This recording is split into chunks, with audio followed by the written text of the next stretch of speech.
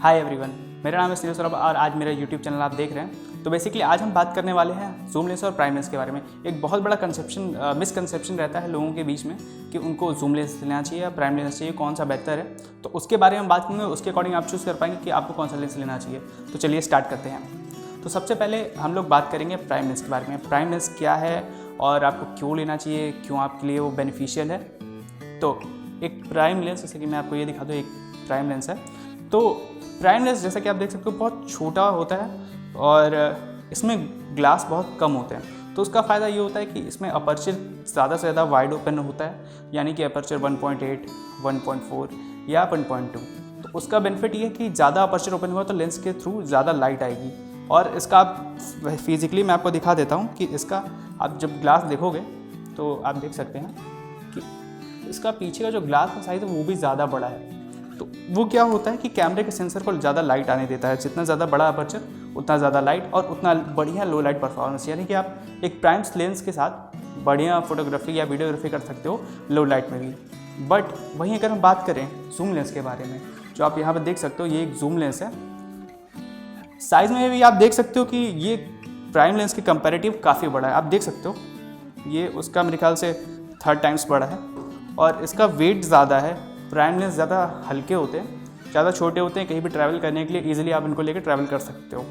लेकिन zoom lens अलग अलग वेट के आते हैं। जितना ज़्यादा फोकल लेंथ रहता है वो उसके अकॉर्डिंग बड़े या छोटे हो सकते हैं। और इसमें अपर्चर की वैल्यू बहुत कम होती है, यानी आप इसको लो लाइट में ज़्यादा यूज़ नहीं कर सकते। वेयर एज जैसे कि इसमें बहुत सारे लेंसेज होते हैं जो कि अंदर लगे होते हैं, जो कि मूव करते हैं, तो ट्रैवल के लिए भी ये उतना सेफ़ नहीं होता है। लेकिन आजकल के लेंस जो कॉस्टली होते हैं वो ट्रैवल करने लायक ठीक होते हैं। बट जहाँ तक बजट की बात की जाए, अगर लो बजट जिनका स्टार्टिंग में रहता है तो उसके लिए उतना बढ़िया नहीं होता है। और मैं भी यही रिकमेंड करूँगा कि आपको उसके लिए प्राइम लेंस लेना चाहिए। बट हम बात कर लेते हैं ऐसा क्यों करना चाहिए। सबसे पहले आप देख सकते हो इसका बैक एलिमेंट कंपैरेटिव दूसरे वाले प्राइम लेंस के आप कंपेयर करो तो काफ़ी छोटा है। और यहीं अगर प्राइम लेंस को देखो तो ये काफ़ी उससे बड़ा है बैक एलिमेंट। इससे क्या होता है कि बैक एलिमेंट जितना आपको छोटा होता है उतना अपर्चर भी कम होता है, और अपर्चर जितना कम होता है उतनी कम लाइट आती है, उतना लो लाइट में आप शूट नहीं कर सकते।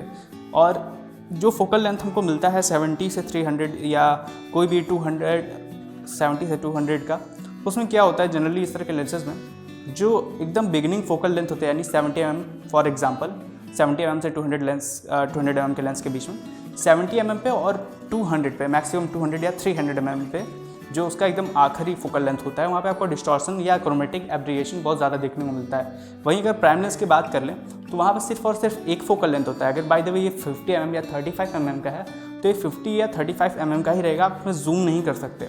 ये आपको एक फिक्स्ड फोकल लेंथ के साथ मिलेगा और बड़े अपर्चर के साथ मिलेगा, यानी आप लो लाइट में ज़्यादा बेहतर फोटोज़ ले सकते हो और उसके साथ साथ आपको डिस्टॉर्शन कम से कम देखने को मिलेगा as comparative to zoom lens. इसके अलावा बात कर लेते हैं कि कॉस्ट के बारे में। तो प्राइम लेंस जो होते हैं बहुत सस्ते होते हैं। फॉर एग्जांपल अगर मैं निकॉन की बात करूं तो निकॉन 50 mm 12,500 और 35 mm 12,000 और वेयर एज 85 mm आपको 27 से 27,500 के आसपास मिल जाते हैं। वही जूम लेंस की बात करूँ तो 200 से 500 मिलीमीटर जूम लेंस जिसका अपर्चर 5.6 है वो आपको 92,000 का मिलता है, और 55 से 200 आपको मिलेगा 19,000 में, और 18 से 105 जो कि ऐसा लेंस है जो 18 mm पे कोई डिस्टॉर्शन नहीं देता, ये एक्सेप्शनल जूम लेंस ऐसा है। तो ये आपका 20,000 का मिलता है या 20,000 के बीच में इसका रेंज होगा। और जितने भी मैंने जूम लेंस बताए हैं सबका अपर्चर वैल्यू 4 से शुरू होता है या 3.5 पे, और वो 5.6 पे जाता है मैक्सिमम जूम करने पे। तो बेसिकली होता क्या है, जब आप लेंस यूज़ कर रहे हो, जब तक आपने जूम नहीं किया है कम्प्लीटली, यानी आप जूम आउट हो, तब तक आपको अपर्चर की वैल्यू 4 या 3.5 मिलेगी। लेकिन आप जब जूम इन करते हो तब आपको अपर्चर की वैल्यू 5.6 मिल जाती है, जो कि काफ़ी कम है लो लाइट कंडीशंस के लिए। और वहीं अगर मैं प्राइम लेंस की बात करूं तो आपको अपर्चर 1.4 या 1.8 मिल जाता है। वेयर एज इस वाले पर्टिकुलर में 35 mm की बात करूँ जो इसमें मेरे हाथ में है, तो उसकी अपर्चर वैल्यू 1.8 है, जो कि लाइट को ज़्यादा से ज़्यादा अंदर आने देती है और आप लो लाइट में कम से कम ग्रेन के साथ शूट कर सकते हो।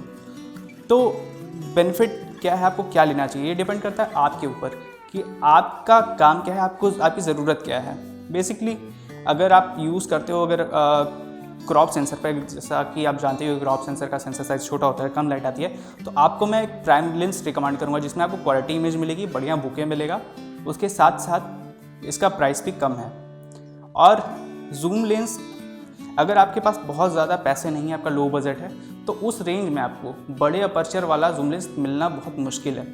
और अगर आप चाहते हो कि आपको बड़े अपर्चर वाला कोई जूम लेंस मिले तो वो ज़्यादा से ज़्यादा 2.8 तक का मिलेगा एज़ कम्पेरेटिव टू आपको प्राइम लेंस में 1.8 या 1.4 तक मिलेगा। तो वो 2.8 अपर्चर के लिए भी आपको बहुत ज़्यादा पे करना पड़ेगा। तो मैं फॉर एग्जांपल आपको बता देता हूँ कि 70 to 200 कैनन का प्राइस वहीं आपको मिलेगा 1,57,000 के आसपास या 58,000 के आसपास, जो कि as comparative to prime lens उससे बहुत ही ज़्यादा है। और वेयर एज प्राइम लेंसेज बहुत ज़्यादा छोटे हैं, हल्के हैं, कॉस्ट इफेक्टिव हैं और आपको ज़्यादा बढ़िया इमेज क्वालिटी देते हैं, ज़्यादा बढ़िया बुके देते हैं। तो ये टोटली आपके ऊपर है। अगर आप कहीं बहुत ज़्यादा ट्रैवल नहीं करते हो तो मेरे ख्याल से आपको प्राइम लेंस लेना चाहिए। अगर आप बहुत ज़्यादा ट्रैवल करते हो, आपका काम बहुत अलग अलग मल्टीपल फोकल लेंथ का होता है या आप वाइल्ड लाइफ वगैरह करते हो, तो आपको डेफिनेटली जूम लेंस के साथ जाना चाहिए। वेयरएज मैं जूम लेंस में भी आपको क्वालिटी जूम लेंस रिकमेंड करूँगा जो थोड़े जिनका कॉस्ट थोड़ा हाई रहता है। और चीप लेंस लेने का, जैसे कि एक 70-300 जो कि 7,500 का आता है, या 12,000 तक या 15,000 तक के रेंज वाला जूम लेंस मैं आपको रिकमेंड नहीं करूँगा।